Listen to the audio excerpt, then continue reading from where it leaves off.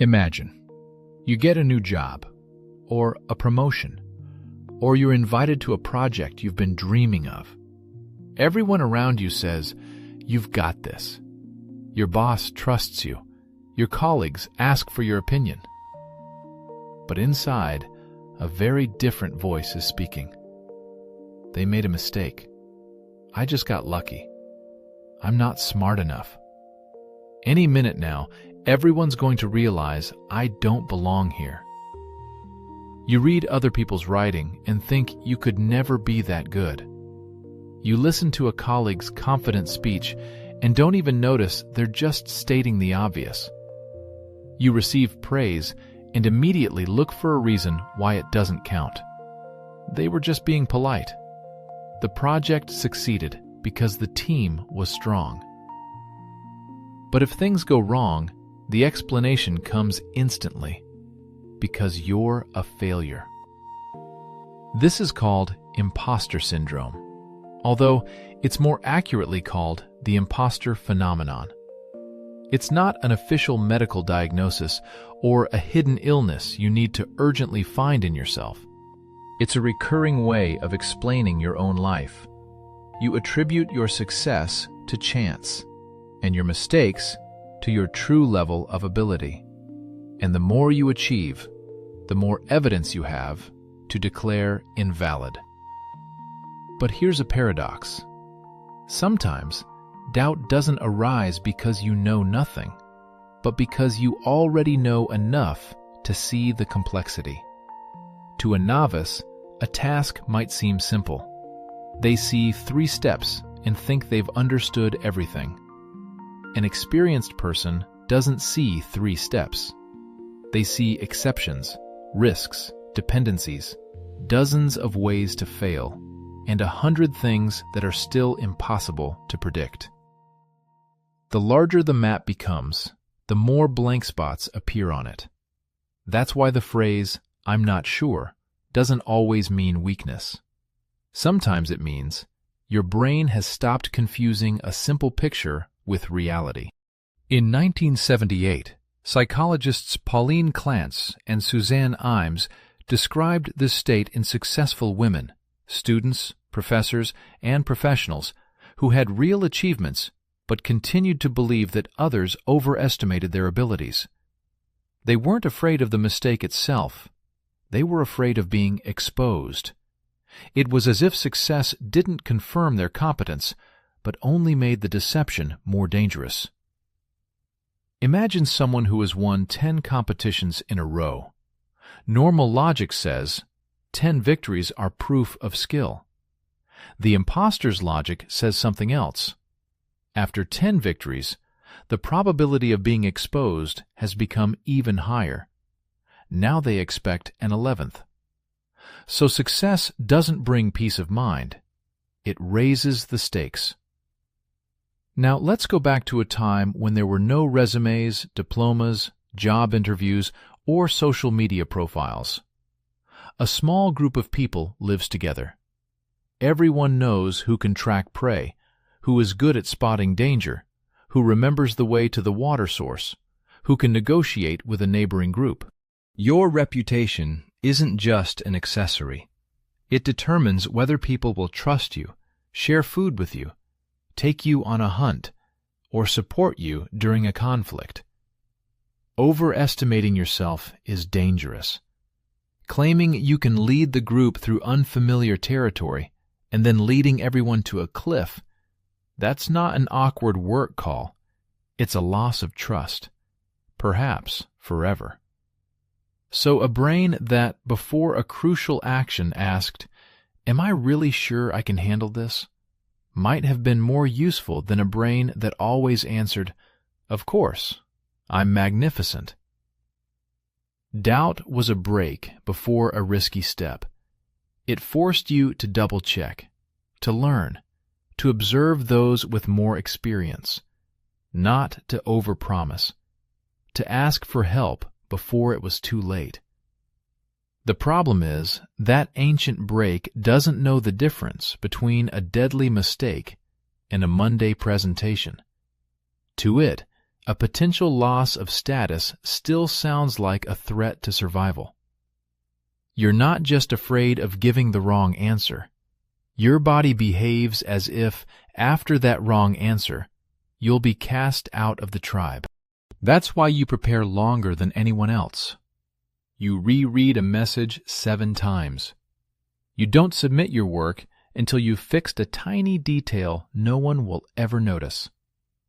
You turn down an opportunity because I need to learn a little more first. You accept less money so that no one expects too much from you.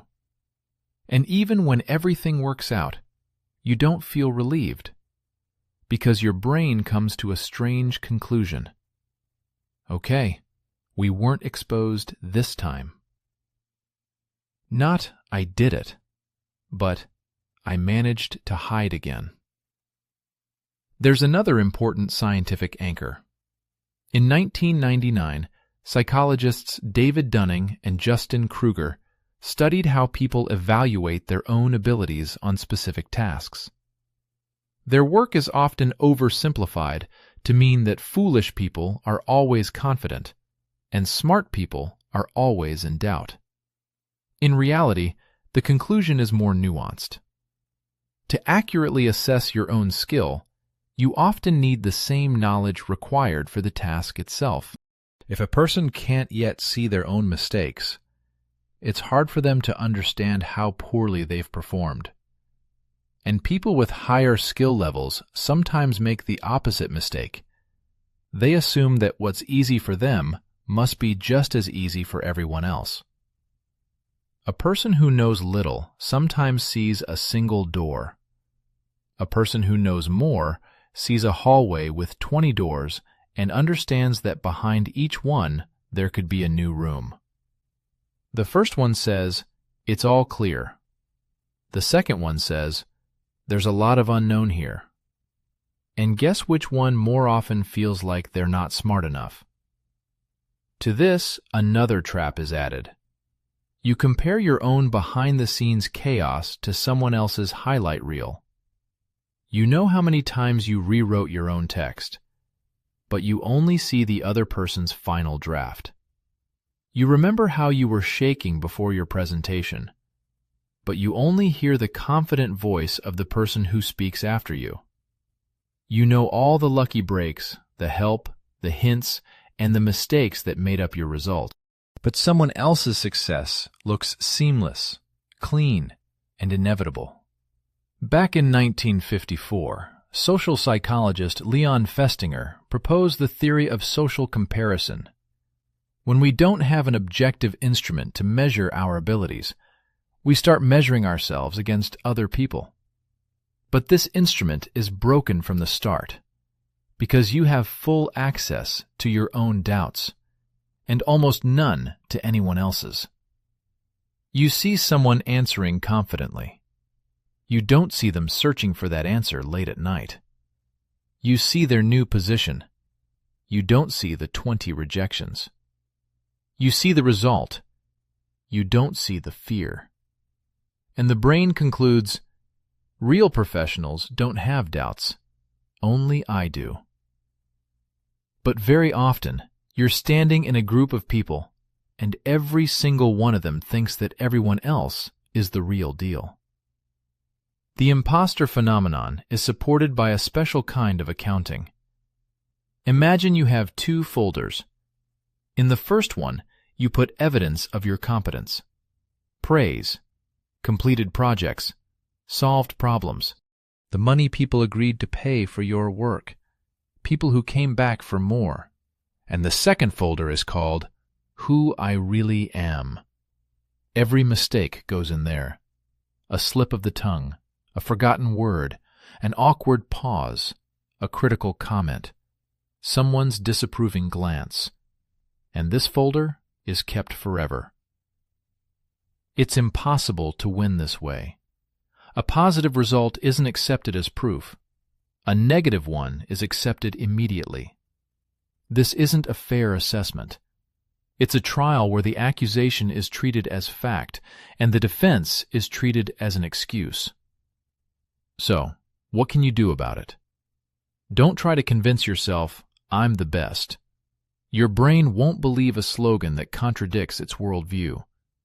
The goal isn't to replace doubt with self-admiration. The goal is to return doubt to its proper post. Doubt should be an advisor, not a judge.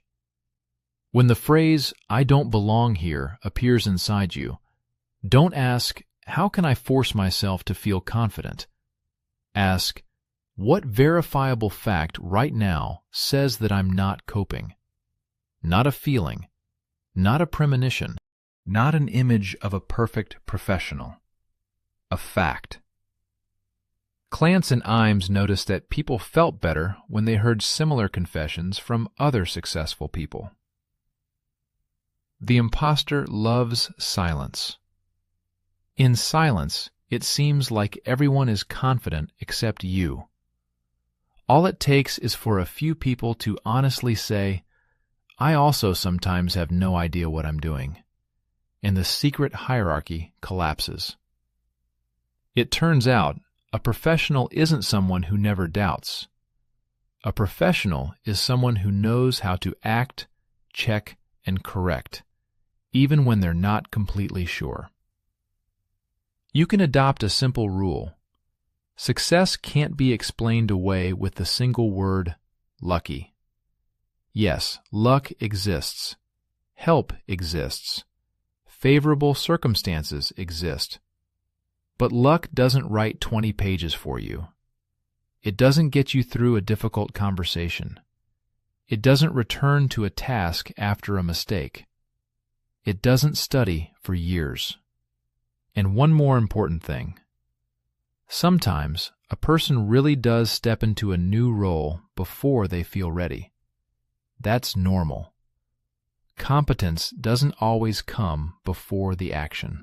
Often it's built during the action. You're not obligated to already be the person you will become after a year of practice. On a new level, almost everyone at first looks a bit like someone who's accidentally walked through the wrong door. The only difference is that some see it as proof of their fraud, and others see it as the beginning of their training. You cannot know something and still have the right to be here. You can ask for help and not be a fake. You can make mistakes and not lose all your value. You can achieve success for reasons other than having fooled everyone. Your doubt didn't arise to destroy you. It was trying to protect your reputation, to make you prepare, and to keep you from overestimating yourself. It's a security guard. It's just that he's been working for a long time without any days off. Thank it for the warning, check the facts, and move on. Because the feeling, "I'm not good enough," is not proof that you're not good enough.